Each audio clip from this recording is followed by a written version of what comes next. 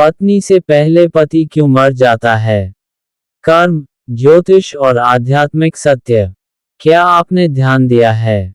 अक्सर सुनने में आता है कि पति पहले चला गया और पत्नी रह गई। क्या ये सिर्फ संयोग है, या इसके पीछे कोई कर्म का गहरा रहस्य छिपा है? क्या ये भाग्य है, या पिछले जन्मों का हिसाब? आज हम इस विषय को भावनात्मक नहीं, बल्कि आध्यात्मिक और कर्म के दृष्टिकोण से समझेंगे।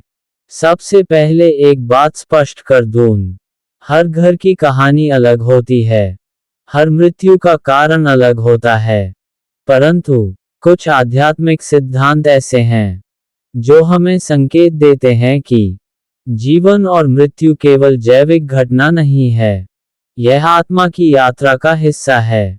जैसा कि भगवद गीता में कहा गया है, न जायते मरियते वा कदाचित, अर्थात आत्मा न जन्म लेती है न मरती है।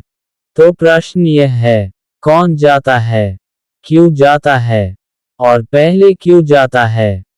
कर्मों का ऋण और दायित्व। कई बार पति और पत्नी का मिलन केवल प्रेम से नहीं, बल्कि कर्मों के ऋण से होता है।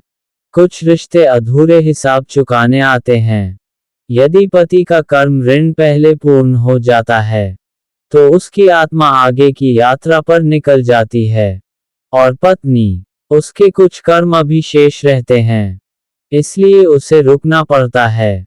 ये नियम स्त्री पुरुष दोनों पर लागू होता है, परंतु कई समाजों में यह अधिक दिखाई देता है कि पति पहले जाता है। पुरुषों का कर्म और मानसिक दबाव। पुरुष अक्सर जीवन भर जिम्मेदारियों का भार उठाते हैं। घर, परिवार, कमाई, सम्मान, अंदर का तनाव, दबाव कभी व्यक्त नहीं करते। धीरे धीरे ये दबाव शरीर को कमजोर करता है। आध्यात्मिक दृष्टि से देखें तो जब आत्मा अत्यधिक थक जाती है, तो वह जल्दी मुक्त होना चाहती है। ज्योतिषीय कारण। ज्योतिष के अनुसार पति की आयु का संबंध पत्नी की कुंडली से भी जुड़ा होता है। 8वां भाव, मारक ग्रह, शनि और मंगल की स्थिति। यदि पत्नी की कुंडली में सौभाग्य भाव कमजोर हो, तो पति की आयु प्रभावित हो सकती है। लेकिन याद रखिए, ज्योतिष संकेत देता है, निर्णय नहीं सुनाता। कर्म सबसे ऊपर है, पत्नी की सहनशक्ति और आध्यात्मिक शक्ति। एक और गहरा सत्य है, स्त्री में सहन करने की शक्ति अधिक होती है। वह दुख को सहकर भी जी सकती है, परिवार को संभाल सकती है। कई बार ईश्वर ये दायित्व उसे इसलिए देता है क्योंकि वह टूटकर भी घर को जोड़े रख सकती है।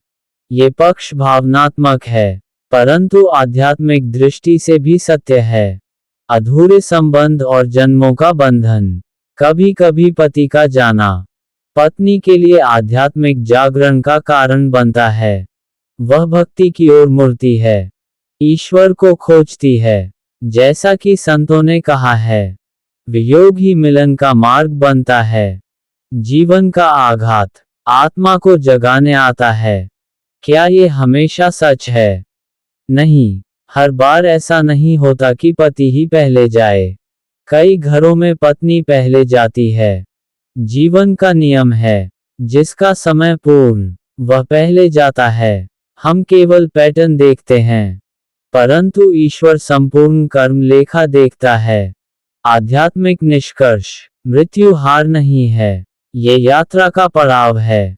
पति हो या पत्नी, जो पहले जाता है, वह केवल शरीर छोड़ता है, आत्मा का संबंध बना रहता है। यदि प्रेम सच्चा है, तो वह जन्मों तक चलता है। तो अगली बार जब आप सुने कि पति पहले चला गया, तो इसे दुर्भाग्य मत समझिए। शायद ये कर्म का पूर्ण होना था, शायद यह आत्मा की अगली मंजिल थी। और याद रखिए, जीवन का उद्देश्य केवल साथ रहना नहीं, बल्कि आत्मा को समझना है।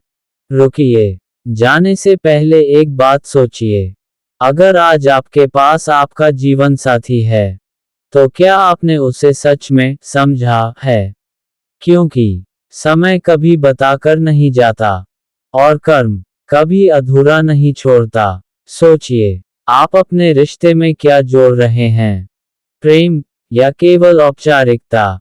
याद रखिए, जिस दिन हम समझ गए कि मृत्यु अंत नहीं, कर्म का परिणाम है, उस दिन जीवन बदल जाएगा, और तभी खुलेगा कर्म का असली रहस्य।